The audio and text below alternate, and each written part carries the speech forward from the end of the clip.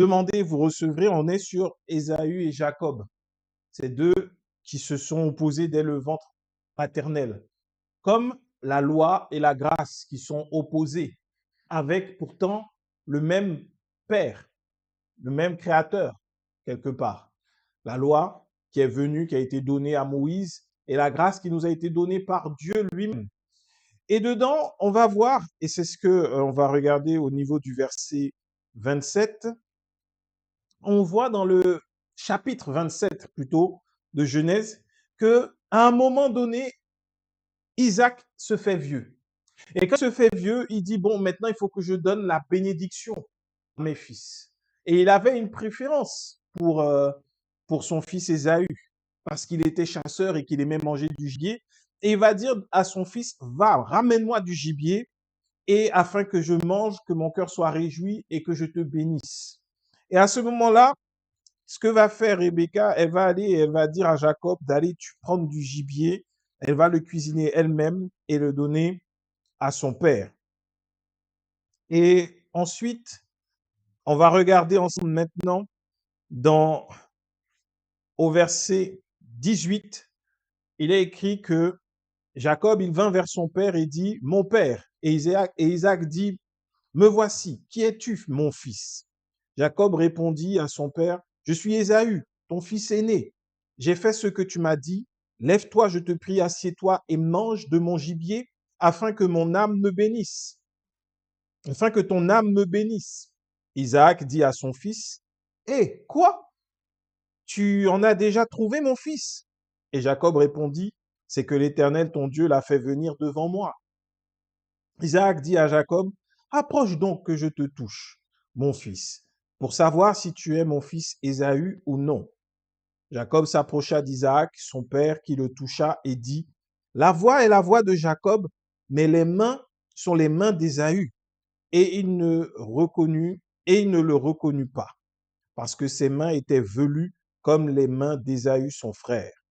Et il le bénit. Il dit, c'est toi qui es mon fils Ésaü. Et Jacob répondit, c'est moi. Isaac dit, serre-moi et que je mange du gibier de mon fils, afin que mon âme te bénisse. Jacob le servit et il mangea. Il lui apporta aussi du vin et il but. Alors Isaac, son père, lui dit, approche donc et baise-moi mon fils. Jacob s'approcha et le baisa. Isaac sentit l'odeur de ses vêtements, puis il le bénit. Voici l'odeur de mon fils est comme l'odeur d'un champ, que l'Éternel a béni et que Dieu te donne la rosée du ciel et de la graisse de la terre, du blé et du vin en abondance. Et que les peuples te soient soumis et que les nations se prosternent devant toi. Sois le maître de tes frères et que les fils de ta mère se prosternent devant toi. Maudit soit quiconque te maudira et béni soit quiconque te bénira. Isaac avait fini de bénir Jacob et Jacob avait à peine quitté son père Isaac. Qu'Ésaü, son frère, revint de la chasse. Il fit aussi un mets qu'il porta à son père et il dit à son père, que mon père se lève et mange du gibier de son fils, afin que ton âme me bénisse. Isaac, son père, lui dit, qu'es-tu? Et il répondit, je suis ton fils aîné, Ésaü. Isaac fut saisi d'une violente émotion. Et il dit, qui est donc celui qui a chassé du gibier et me l'a apporté? J'ai mangé de tout avant que tu vinsses, et je l'ai béni, aussi sera-t-il béni. Lorsqu'Ésaü entendit les paroles de son père, il poussa de forts cris pleins d'amertume et dit à son père, bénis-moi aussi mon père. Isaac dit, ton frère est venu avec ruse et il a enlevé ta bénédiction. Ésaü dit, est-ce parce qu'on l'a appelé du nom de Jacob, il m'a supplanté 2 fois, il a enlevé mon droit d'aînesse et voici maintenant qu'il vient d'enlever la bénédiction. Il dit, n'as-tu point réservé de bénédiction pour moi? Point. On va s'arrêter là, parce qu'après, suite, on voit que finalement, Ésaü n'a pas la bénédiction de son père et qui se retrouve assujetti à son frère comme ça avait été annoncé par le Seigneur. Par là, quand on dit que tu dois prier au nom de Jésus, l'exemple là de Jacob et d'Ésaü est cet exemple même. Celui qui avait la bénédiction, c'était Ésaü. Celui qui avait le droit d'aînesse, c'était Ésaü. Celui que Jacob voulait bénir, c'était Ésaü. Mais aujourd'hui, celui qui est béni, c'est Jacob. Celui qui a reçu la bénédiction, c'est Jacob. Celui qui a le droit d'aînesse, c'est Jacob. Nous, maintenant, par la foi, nous devenons enfants de Dieu lorsque l'on croit en Jésus, héritier de la promesse d'Abraham. Uniquement par la foi, parce que l'on croit en Jésus et en son sacrifice et au fait qu'il est le Fils de Dieu et qu'il n'y a personne d'autre qui soit intermédiaire entre Dieu et nous. Mais Jésus, quand il est venu sur terre et qu'il a vaincu le diable à la croix, il a récupéré la clé de la mort et du séjour des morts. Il a récupéré le droit d'aînesse, le droit que le diable avait volé à Adam, le droit que le diable avait de vie ou de mort sur les êtres humains selon sa volonté. Christ l'a récupéré. Et ensuite, la bénédiction du Seigneur, celle d'Abraham, est désormais pour tous ceux qui croient en Jésus et qui sont donc devenus enfants de Dieu, enfants d'Abraham par la foi et uniquement par la foi. Il n'y a donc plus de place pour le diable dans cette affaire. Il a tout perdu. Et nous, maintenant, lorsque nous venons prier devant Dieu, lorsque nous venons nous adresser à lui, nous ne venons plus en nos noms propres, parce qu'il nous a donné un nom nouveau, parce qu'il nous a lavés, parce qu'il nous a rachetés et parce qu'il ne voit plus ce que nous étions hier, mais désormais il voit Jésus. Et lorsqu'il voit Jésus, il s'attend à parler avec Jésus. Et lorsqu'il s'attend à parler avec Jésus, il s'attend à répondre à Jésus et à bénir Jésus. Pourquoi? Parce que le sacrifice de Jésus a été trouvé agréable devant Dieu. Il a été agréé par Dieu. Lorsque Christ à la croix a dit tout est accompli et que le Père lui-même s'est réjoui, il y a eu réconciliation entre Dieu et les hommes. Quand tu pries, tu viens au nom de Jésus. De la même manière que là, Jacob voulait la bénédiction, il a mis sur lui une peau de chevreau. Et quand il s'est approché de son père, quand son père a posé la main sur lui, quand son père l'a senti, il a senti l'odeur de qui? D'Ésaü. Et le père ne pouvait pas douter. Pourtant, il n'entendait pas la voix d'Ésaü. Il entendait bien la voix de Jacob, mais tout le reste correspondait à Ésaü. Pourquoi? Parce qu'il avait reçu les instructions de sa mère. Et lorsque l'on regarde la parole de Dieu, la grâce, c'est cette femme dont nous parle Paul aussi. C'est cette épouse légitime qui nous conseille, qui nous parle, l'Esprit de Dieu qui est là avec nous, qui nous conduit, qui nous enseigne. Nous avons la parole de la vérité. Nous ne sommes pas sous la loi. Et lorsque tu viens en parlant à Dieu, en étant sous la grâce, en t'approchant sans crainte, alors Dieu, même s'il entend une voix naturellement qui n'est pas la voix de Jésus, mais il voit tout. Il voit le vêtement de justice. Il voit le rachat, il voit le pardon. Il entend la voix du sang.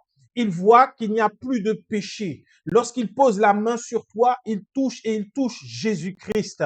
C'est pour cela que lorsque tu vas demander au nom de Jésus, alors tu recevras. C'est ainsi que s'était approché Jacob d'Isaac, son père. Il s'est approché de lui avec ruse. Nous nous approchons par la foi. Maintenant, qu'est-ce que ça veut dire s'approcher par la foi? Ça veut dire que si tu regardes bien, Isaac a testé, parce qu'il connaissait ses enfants, il connaissait Jacob. Il a testé pour vérifier si c'était bien Ésaü. Il lui a dit, approche-toi.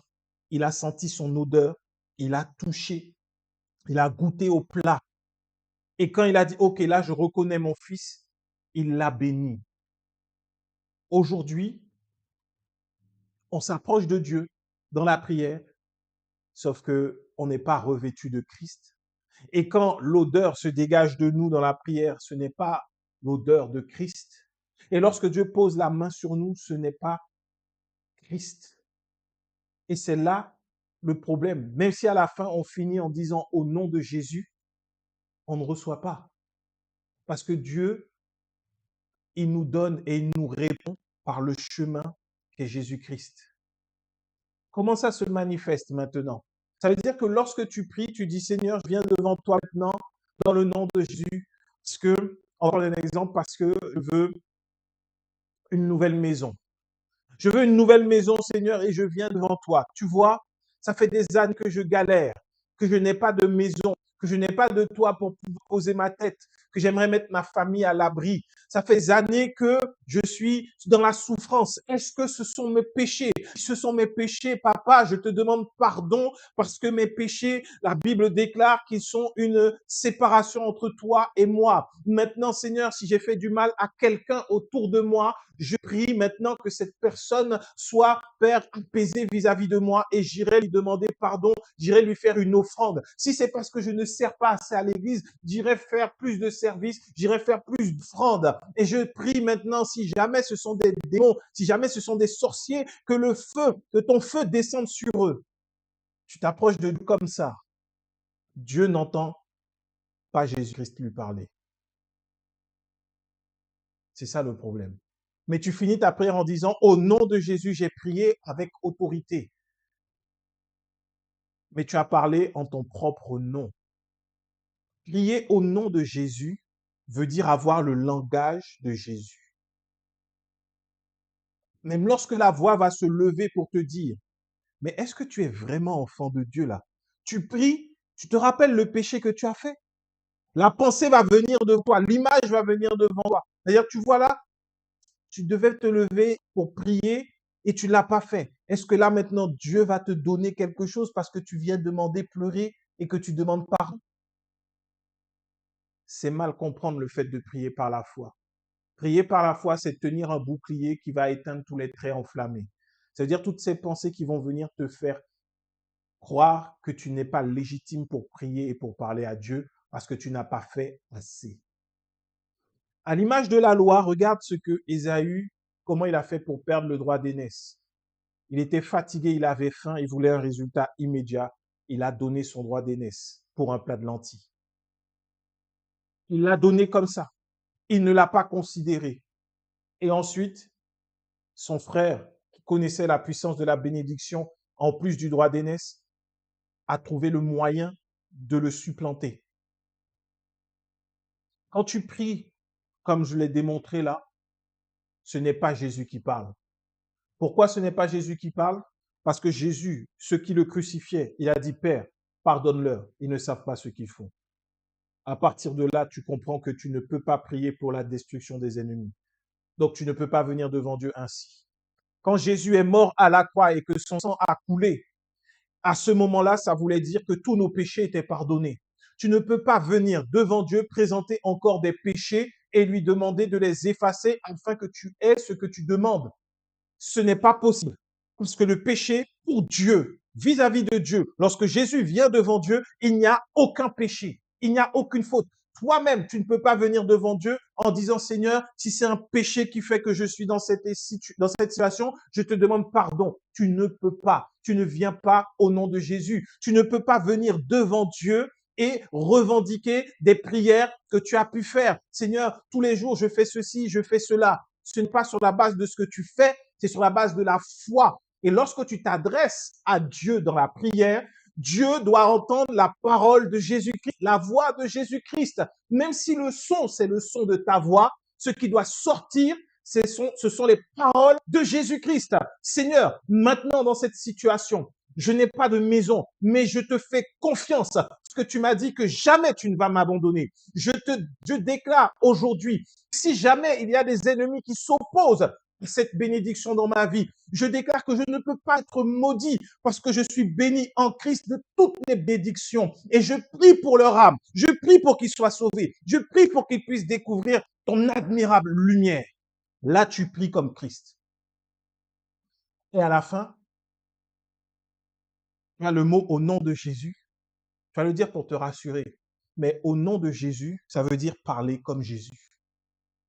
Parler comme Jésus. Tu ne peux pas te lever en prière, condamné et penser que Dieu va répondre. Tu as un quelconque besoin, appuie-toi sur la parole de Jésus-Christ.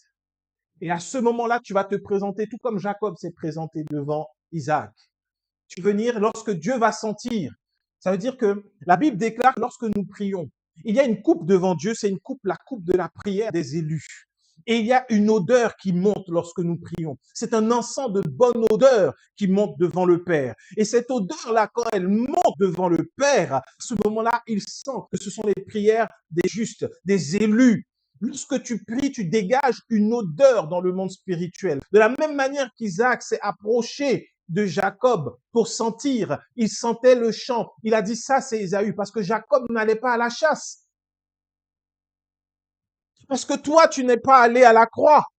Lorsque tu pries, le Père doit sentir l'odeur de la croix, l'odeur du sang de Jésus, de son sang versé. Et lorsqu'il s'approche de Christ, lorsqu'il s'approche de toi, tu vois, c'est là où parfois on se trompe. Parfois tu pries et tu sens la présence de Dieu qui est là, et à la fin tu ressors de là, tu n'as pas de résultat. Tu dis, mais c'est pas normal. La présence de Dieu était là, oui, mais Dieu est venu, il s'est approché de toi. Est-ce l'odeur de mon fils? Est-ce l'odeur de l'œuvre de la croix? Est-ce la bonne odeur de ceux qui sont pardonnés, de ceux qui sont justifiés? Est-ce cette odeur qui se dégage de ta prière? L'odeur qui est désagréable à Dieu, ce sont des prières de condamnation. Ce sont des prières où on vient pour se justifier de ses propres œuvres devant Dieu. Or, notre justification et notre justice, c'est Jésus-Christ. Quand tu t'approches avec foi et Dieu va sentir l'odeur de Christ. Et lorsque tu vois, il va poser la main sur toi. Il ne va pas toucher le vêtement de péché que tu portais avant, mais il va toucher le vêtement de justice. Ça veut dire que dans ton cœur, lorsque tu pries, tu es sûr, certain qu'il n'y a aucune condamnation contre toi. Tu n'es ni condamné ni coupable, peu importe ce qui se passe. Peu importe ce qui se passe. Et là, quand le Père s'approche de toi et il voit ce vêtement, il dit, oui, c'est mon fils. Parce que Jésus, à la croix, il a été condamné de manière juste. Il n'avait rien commis. Toutes les fautes, tous nos péchés sont tombés sur lui, afin que le châtiment qui produise la paix puisse nous puissions en bénéficier, produire cette paix pour nous. Mais parce qu'il a été trouvé non coupable, il est ressuscité le 3e jour. Donc, tu ne peux pas venir avec une pointe de condamnation en toi devant Dieu. Ce n'est pas Jésus. Parce que Jésus disait, le prince de ce monde vient et il ne trouve en moi rien qui lui appartienne. Ne crois pas que la mauvaise pensée qui vient alors que tu pries est ce que le Père regarde. C'est l'attaque de l'ennemi. Maintenant, cette mauvaise pensée, est-ce que tu vas la repousser par la foi ou est-ce que tu vas commencer à demander à Dieu pardon?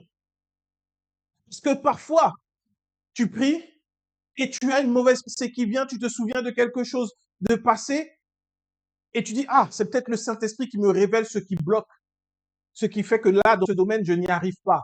Non, sur le chemin, il peut y avoir des interférences, tu vois. Si tu vois, c'est une pensée qui vient te condamner, sache qu'elle ne vient pas de Dieu.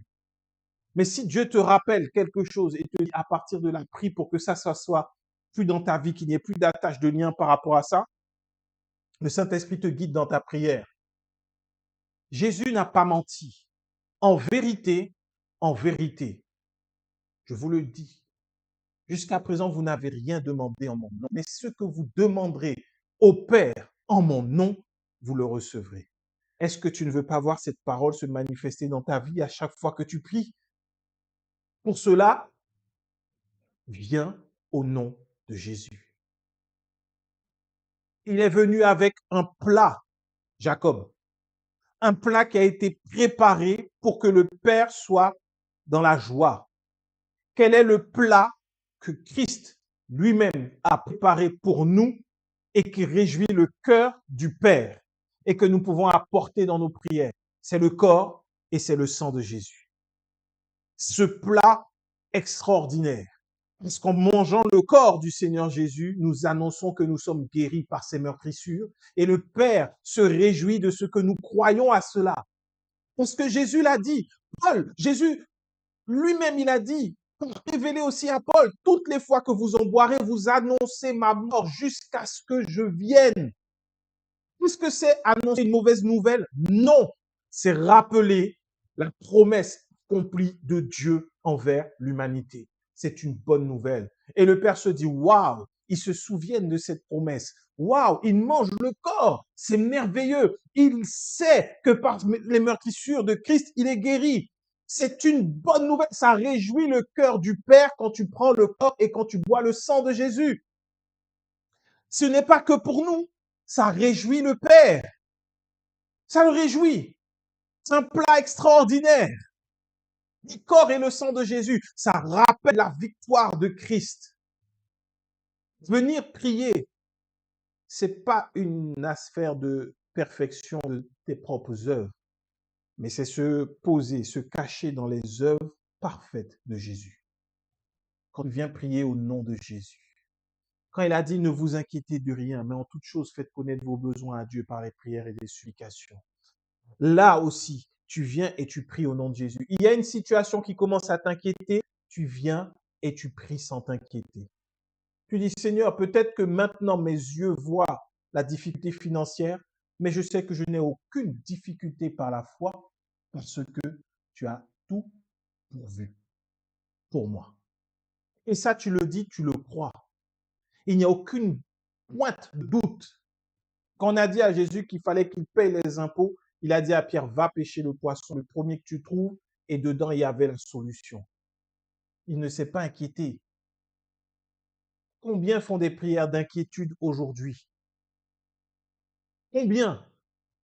Et finissent en disant au nom de Jésus, et il n'y a pas de résultat. Prier au nom de Jésus, c'est venir comme Jacob l'a fait, revêtu de Christ, apportant ce que Christ lui-même apporte au Père, parler comme le Père le veut et recevoir la bénédiction. Et une fois qu'il a reçu la bénédiction, tu vois, ça réjouit l'âme d'Isaac. Le cœur de Dieu est dans la joie lorsque tu viens lui parler au nom de Jésus. Tu sais ça? C'est pour ça que Jésus dit, en vérité, tu le recevras.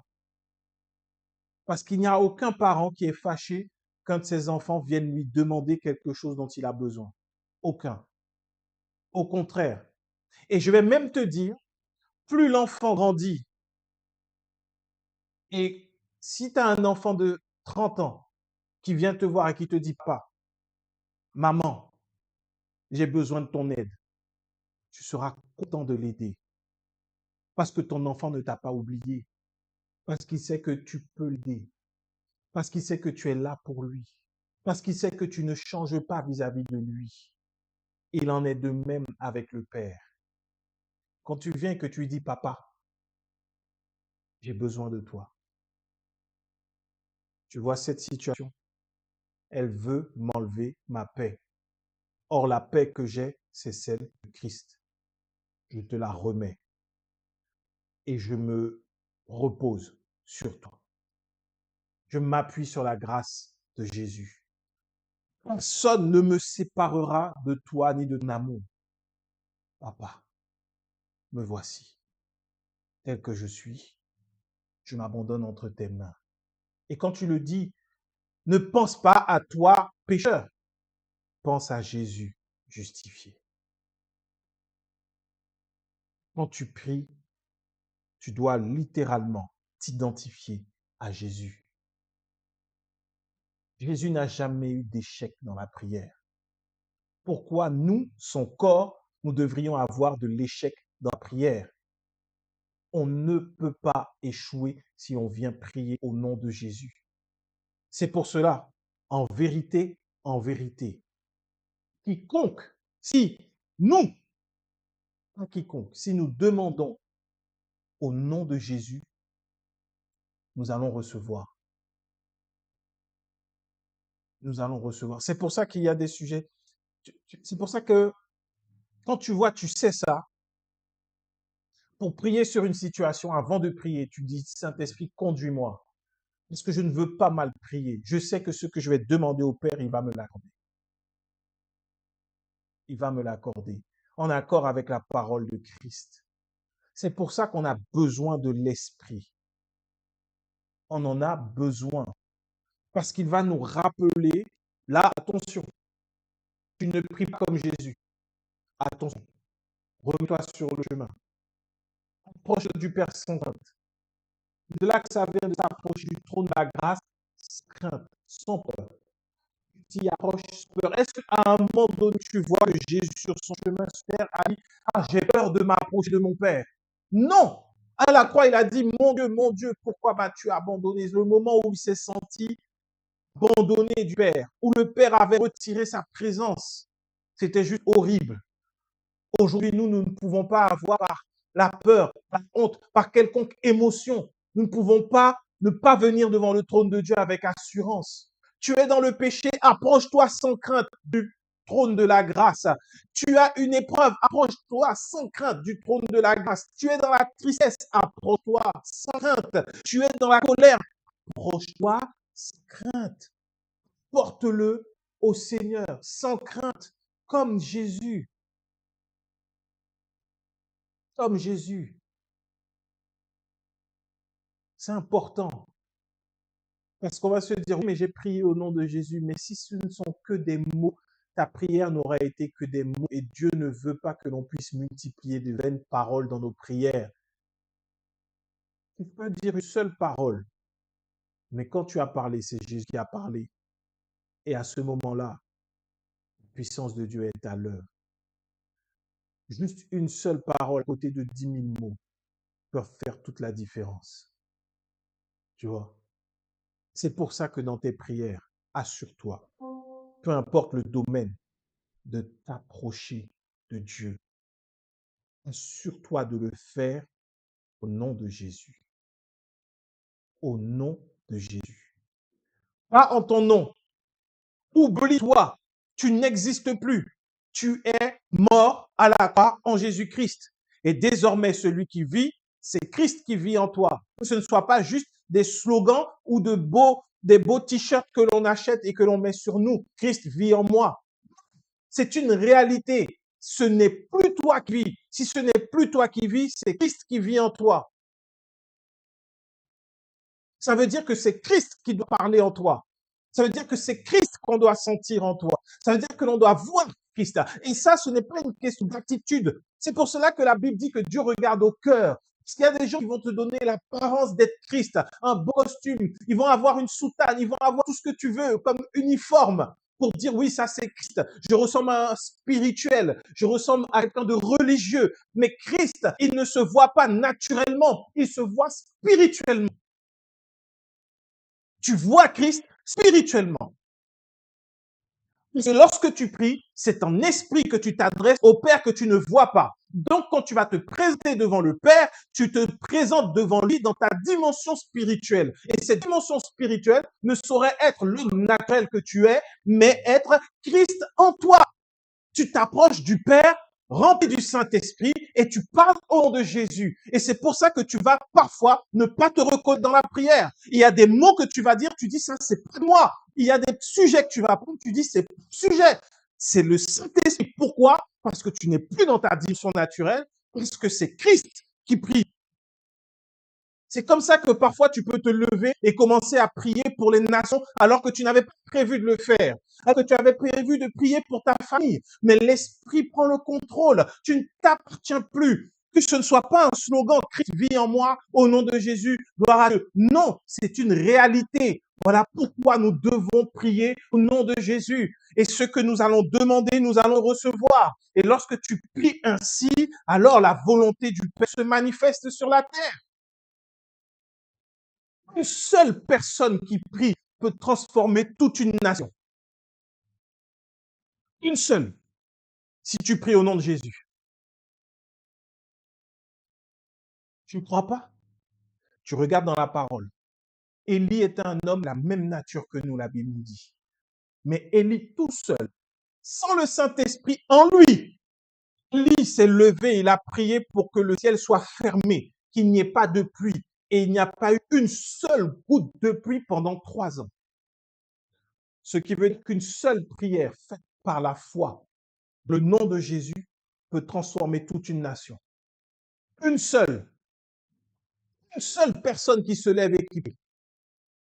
Et Élie, pareil, lorsqu'il a fallu que la pluie tombe, C'est ce Élie qui est allé et qui a prié. Alors ne sous-estimons pas la puissance de ce que Dieu peut faire. Élie l'a fait dans l'Ancien Testament. Nous, dans le Nouveau Testament, il n'y a aucune prière, si elle est faite au nom de Jésus, que le Père ne va pas exaucer. Aucune. Mais présente-toi dans ta dimension spirituelle et naturelle. Ce qui veut dire que ce n'est pas parce que tu es à genoux, debout, couché, sous un arbre, dans une forêt, dans la douche, aux toilettes, que Dieu va exaucer. Mais c'est parce que spirituellement, tu seras allé dans le lieu secret. Parce que dans ce lieu secret, le Père qui t'attend va répondre. Et lorsqu'il répondra, il aura répondu à Jésus, pas à toi. Et toute la gloire reviendra à Jésus, toi. Et ce qui se passera sera l'œuvre de Jésus, pas toi. Pourquoi? Tu n'existes plus. Tu n'existes plus. Le jour où tu comprends que tu n'existes plus, alors tes prières sont exaucées. Tu peux prier, peu importe le sujet. Le Père le sait déjà, mais prie sur le sujet au nom de Jésus. Prie sur ce sujet au nom de Jésus. Si tu ne sais pas quoi dire, ça veut dire que tu as besoin de renforcer ta foi. Comment? Par la parole. Parce que dans ce domaine, tu ne sais pas ce que Jésus a dit. Tout simplement. Si tu sais ce qu'il a dit, quel que soit le domaine, tu pries en son nom, en t'appuyant sur sa parole. Le Père est réjoui par le sacrifice et il répond favorablement. Qu'est-ce qu'il a dit sur la famille? Qu'est-ce qu'il a dit sur le mariage? Qu'est-ce qu'il a dit sur les finances? Qu'est-ce qu'il a dit sur la cité? Qu'est-ce qu'il a dit sur l'Église? C'est ainsi que tu vas pouvoir prier. Ne prie pas avec tes émotions, tes envies, tes pensées. Prie au nom de Jésus. C'est ça au nom de Jésus.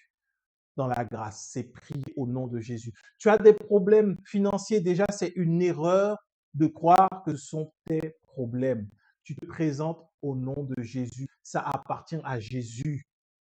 Quand l'Église était persécutée, elle a prié. Elle a prié. Elle n'a pas arrêté. Elle était persécutée. On les tuait. Il y avait Saul de Tarse parmi ses assassins. Mais lorsque Christ s'est présenté devant Saul de Tarse, ce qu'il a dit à Saul, et il lui a dit, je suis Christ que tu persécutes. Ce qui veut dire que ce n'est pas les chrétiens qui étaient persécutés, mais Jésus. Si Jésus lui-même dit que lorsqu'on te touche, on touche à lui, tu ne peux pas, toi, prier et parler selon toi. C'est selon Jésus. Parce que lorsque l'on te persécute, c'est Jésus qui est persécuté. Lorsque l'on veut t'attaquer, c'est Jésus que l'on attaque. Avec ça, tu comprends comment tu dois prier. Tu comprends comment tu dois prier. Il y a des choses pour lesquelles je dis, si jamais on peut tuer Jésus, alors tu peux me tuer. Tu peux me tuer. Si tu penses, des fois dans le monde, si tu penses que tu peux empêcher à Jésus de dormir tranquillement la nuit, parce qu'il y a des chrétiens qui souffrent d'insomnie, tu penses que tu peux embêter Jésus, continue, vas-y. Si tu ne peux pas, ça s'arrête maintenant. Et tu es sous le joug de la victoire de la croix. Tu dors. Peu importe le domaine. C'est ça, exercer l'autorité spirituellement. Parce que ce n'est plus toi. Là encore, ce ne sont pas des slogans. On a trop fait des slogans, de belles publications sur les réseaux sociaux. Ce n'est plus moi qui vis, c'est Christ qui vit en moi. Et puis tu mets une photo de toi sous ton plus beau jour et tu dis, c'est plus moi qui vis, c'est Christ qui vit en moi. Et puis tu as plein de j'aime. Ça, c'est un slogan. Christ qui vit en moi, ça veut dire que je suis Christ. Christ, moi. Dans le sens où moi, je suis la tête, je suis dans le corps. Si on ne peut pas toucher le corps de Jésus, on ne peut pas me toucher. Ce n'est plus moi qui vis, c'est Christ qui vit en moi. Prions au nom de Jésus. Ne prions pas en nos noms propres. Ne prions pas selon notre propre désir. Mais ce que toi tu veux dans la prière. Et là qu'on va finir avec ça. Ne pas prier avec son propre désir. Tu vas me dire, oui, mais tu as dit que ce que tu veux, tu le demandes à Dieu. Il faut comprendre que dans ce que tu veux, qu'est-ce qu'il y a derrière?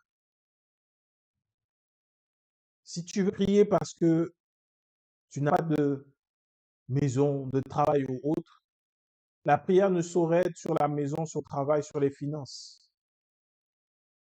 La prière doit être sur la puissance de l'œuvre de la croix, sur sa manifestation dans la vie et sur l'accomplissement de la parole qui dit que Christ s'est fait pauvre de riche qu'il était afin que nous soyons enrichis.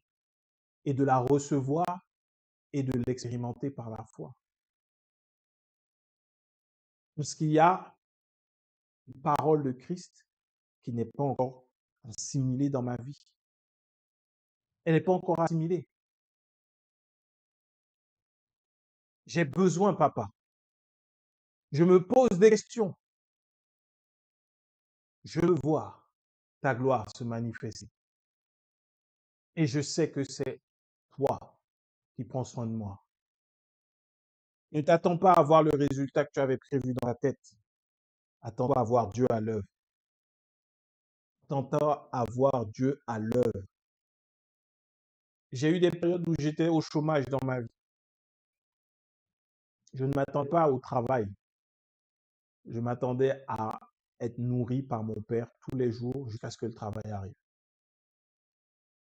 Parce qu'il m'a dit qu'il n'allait pas m'abandonner.